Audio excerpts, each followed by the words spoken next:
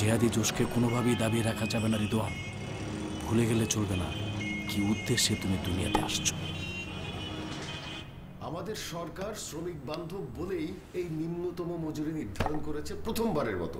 এর আগে আর কোন সরকার এই সিদ্ধান্ত নেয়নি। কিন্তু একটা বিষয় এড়িয়ে যাচ্ছে, এটা একটি পরিবারের জন্য যথেষ্ট ইনকাম কিনা সেটা কি বিবেচনা করেছেন আপনারা? আমরা সরকারের সিদ্ধান্তকে স্বাগত জানিয়েছি, যদিও এটা আমাদের জন্য এক রকমের প্রেশার তৈরি করেছে।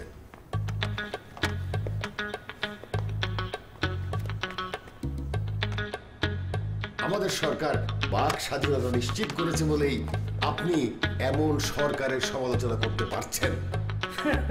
কার্ল মার্কস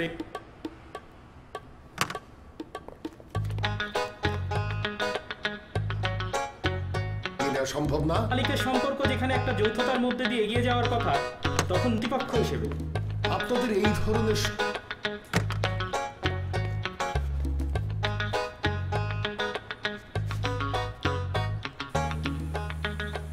ব্যবসায়ীরা আজকাল রাজনীতিতেও অংশ নিচ্ছে, ক্ষমতার ভেতরে থেকে তাদের ব্যবসা বান্ধব আর শ্রমিক স্বার্থ বিরোধী নীতিমালা প্রণয়নের জন্য।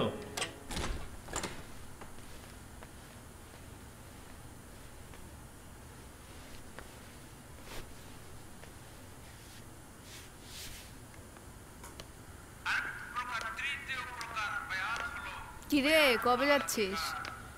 কোথায়? কায়রো। তুই না অনেক লাকি, বুঝছিস? আব্বাকে আমি এত করে বললাম এমবিএটা বাইরে করব, পাত্তাই দিল না।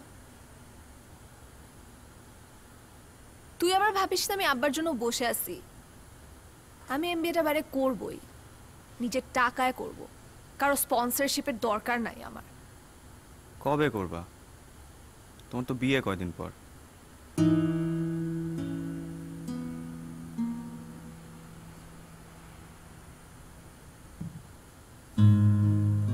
এই, তুই আমার হলুদে নাচবি না? কি নাচবি না? গায়ে হলুদের কি দরকার? হ্যাঁ, গায়ে হলুদের দরকার নাই বলতেছিস? দেখো, এগুলা মানা। বিয়ে তো কলমা পড়লেই হয়ে যায়। এগুলা তো শুধু শুধু লোক দেখানো।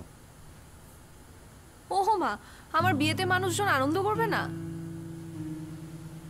দেখো, আনন্দ অনেকভাবেই করা যায়, কিন্তু এভাবে একসাথে ছেলেমেয়েরা নাচানাচি।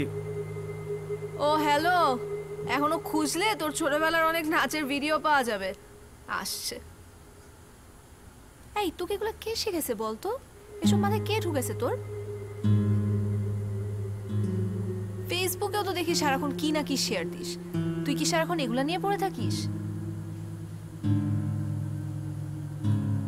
ফেসবুকে তো তুমিও অনেক কিছু শেয়ার দাও, আমি কি বলি সেগুলো নিয়ে কিছু? কি বলবি তুই? কিছু বলার থাকলেই না বলবি,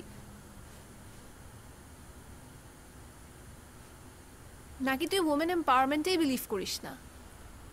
এই লেভেলে চলে গেছিস?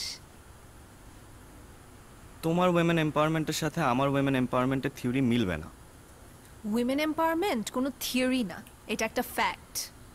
তোর কাছে কি মেয়েরা সারাক্ষণ বাসায় বসে থাকবে, হাঁড়ি পাতিল মাজবে, রান্না করবে, এটাই? That's it. আর কিছু করবে না, বাইরে যাবে না, বাসায় বসে থাকবে সারাক্ষণ? কি? দেখো, তোমার সাথে আমি এই বিষয় নিয়ে একদমই তর্ক করতে চাই না। আমারও কোনো শখ লাগে না তোর সাথে এসব নিয়ে তর্ক করতে।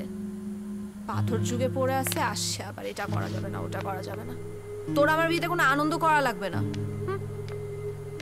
ফালতু একটা।